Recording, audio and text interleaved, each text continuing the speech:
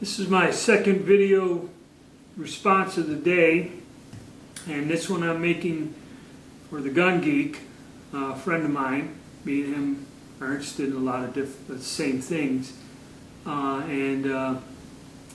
His last video on the Mosin Nagant, I guess what he did is he did what I did and a few other people, is we went and looked around at the other videos people were putting out about this one gun.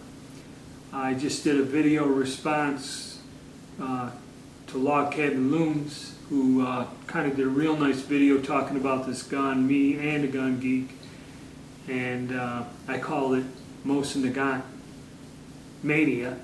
I'm going to call this Mosin Nagant 9130 Misinformation. Now, I understand why the Gun Geek got frustrated. He went and looked at all the other videos and seen all kinds of bizarre things being said about these rifles. You know, basically soldier design.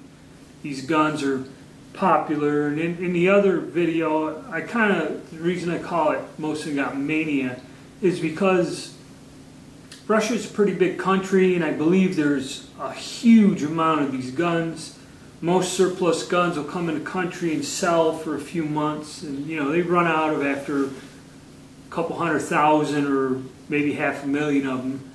I believe there's millions, plural, of these guns available, and the Russian government is just selling them at like scrap metal prices.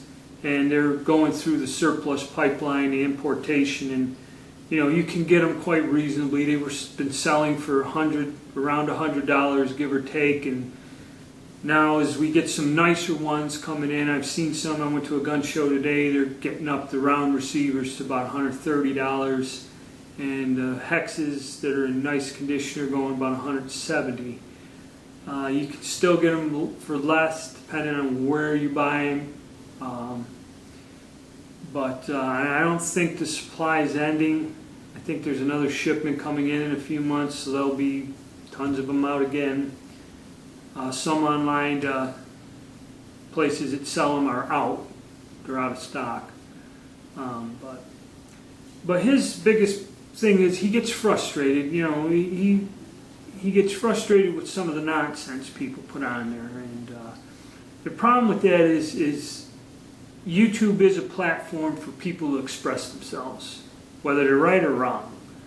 And, you know, even if somebody's putting out information that's not good or wrong or incorrect, I thought about it this past week since he's placed that video out. And I think the best thing to do, somebody like me who I've done research, I've read books, and I'm gaining knowledge gradually. I don't know everything about these guns, but as I research it in my spare time and get more and more information, I try to put out videos, and I use my guns, my assortment of guns, to point out different features and things. And we've all done the bayonet question, you know, all of us. There's 3 or 4 different YouTube users that have done the actual testing with the bayonet. I did one. Scott's done 2 or 3 videos, or the Gun Geek. There's another individual that did 2 or 3 different videos. I don't know his YouTube name offhand, but we've all proved it.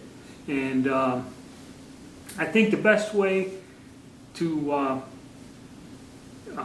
instead of getting mad or upset over it, I know Scott likes to get into lengthy discussions with these people and argue points over with them, and sometimes that just gets them frustrated, and that's kind of why I avoid that.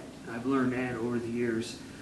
I think the best way to approach this problem, and it's been voiced by 2 or 3 different people, is just to make videos and put them out. Because I'm not going to tell people, you know, hey, don't post these videos or correct yourself or whatever. Everyone in America, everyone has the right of freedom of speech and freedom of expression. And basically that's what I think YouTube's all about. It allows you to express yourself. And like I said, unfortunately, some people aren't that good at it, and they may be wrong, technically, historically. So about the only way to combat it is to put out proper information. and do it with the point of the topic or the point of discussion in the center. So what I suggest is I'm going to post this as a video response, and anyone out there, you know, make a video response to this video. And I think if all of us together make a collective list of what you want to see, like the Mosin Nagant and the bayonet question. I've also heard some weird rumors that the Tula Arsenal guns are of much better quality than the Avance Arsenal guns. And it was even mentioned in that book I have, and there's no, you know, the author says there's really no grounds for that. I don't think so either. The Soviets were pretty regulatory, strict people, the communists, so I don't think one place is going to produce guns of much of a varying quality. You have to remember, during the war, the factory may have been bombed while they were making the guns, so the quality might have slipped a little on that day. They were being shot at. But as to say one arsenal produced better guns than the other, I don't believe it.